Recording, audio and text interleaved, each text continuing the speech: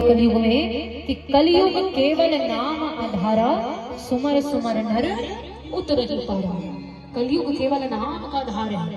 अन्य युगों में आपको तब व्रत कठिन उपवास जब तक करने पड़ते थे, तब जाकर के भगवान की प्राप्ति होती थी। किंतु कलयुग केवल नाम आधारा, कलयुग में नाम ही ले लोगे तो राम के आप बन जाओगे। इसलिए बताया गया कि यत फलम नास्ति तपसान योगेन समाधिना तत फलम लभते सम्यत कलयुग केशव कीर्तना। ये अच्छाई है कलयुग की, तो अच्छा जगह भी मिलना चाहिए। तो कलयुग ने कहा कि अच्छे जगह में मेरा वास हो, और राजन मैं वास मांगता हूँ स्वर्ण में। किसमें? जोर से बोलो। सोने में। सोने में मेरा वास हो जाए। कौन सा सोना? जो कि गलत तरीके से अर्जित किया गया है। राजा परीक्षित ने कह दिया कि जाओ, मैंने तुम्हें सोने में वास दिया। जैसे ही राजा परीक्षित अपने महल पर गए तो भूल करके उन्होंने सोने का ही मुकुट पहन लिया। वो भूल गए कि सोने में कलयुग का वास है। और वो जो सोने का मुकुट उन्होंने पहना था वो पांडव जरासंध से गलत तरीके से अर्जित करके लाए थे। तो उसमें कौन बैठ गया मुकुट में? कलयुग। मतलब अब परीक्षित के सर पर कलयुग बैठ गया। बुद्धि भ्रष्ट हो गई। जैसे भ्रष्ट हुई तो आज पहली बार आखाड़ के लिए चले गए, शिकार करने के लिए राजा परीक्षित। और जैसे ही गए तो वन में भटक गए। इनको प्यास लगी। प्यास लगी तो शमीक मुनि के आश्रम के बाहर जाकर खड़े हो गए। आवाज दिया, महात्मा मुझे पानी चाहिए। लेकिन महात्मा जो है वो ध्यान में लगे हैं। तो राजा परीक्षित ने ना आज्ञा ली ना कुछ किया, केवल ऐसे ही अपने मन से भीतर कुटिया में आश्रम में चले गए। क्योंकि कलयुग जो है वो सर पे चढ़ा है, वो गलत कार्य कर रहे हैं, उनकी बुद्धि जो है वो विध्वंस हो गई है। जैसे राजा परीक्षित आगे बढ़े तो उनको क्रोध आया कि महात्मा हमारा स्वागत नहीं कर रहे हैं, मैं राजा हूं, उसके बाद भी उठ नहीं रहे।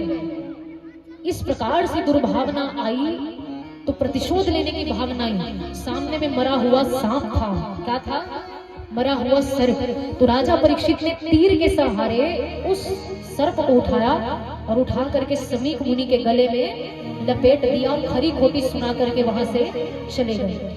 जो राजा परीक्षित सरकर्मी राजन थे, ऐसे राजन थे जो कि बिल्कुल धर्मात्मा थे।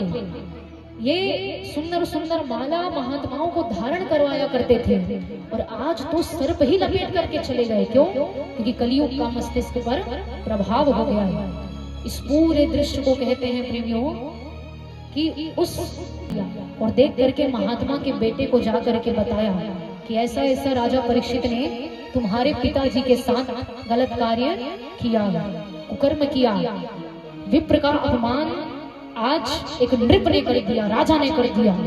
श्रृंगी ऋषि जो कि समीक मुनि के बेटे हैं, इनको इतना क्रोध आया जब बात सुना कि मेरे पिता का अपमान इस तरीके से हुआ। उन्होंने कौशिकी नदी का जो जल बह रहा था उस जल को हाथ में लिया, मंत्र पढ़ा, और मंत्र पढ़ करके आज श्रृंगी ऋषि ने राजा परीक्षित को श्राप देना प्रारंभ कर दिया कि हे नृप, तूने विप्र का अपमान किया है, मेरे पिता का अपमान किया है, रे अपमान मैं सहूंगा नहीं। जिस प्रकार तुमने गलत कार्य किया है, एक महात्मा को परेशान किया है, तो जाओ मैं तुम्हें श्राप देता हूँ। जिस तरीके से तुमने सर्प मेरे पिता के गले पर लपेटा, इसी प्रकार से तक्षक सर्प 7 दिनों के अंदर अंदर आएगा और तुम्हारी मृत्यु उसी के ही डसने से हो जाएगी। बोले श्री कृष्ण कन्हैया लाल की। इति लंघित मर्यादा तक्षका सत्य में है।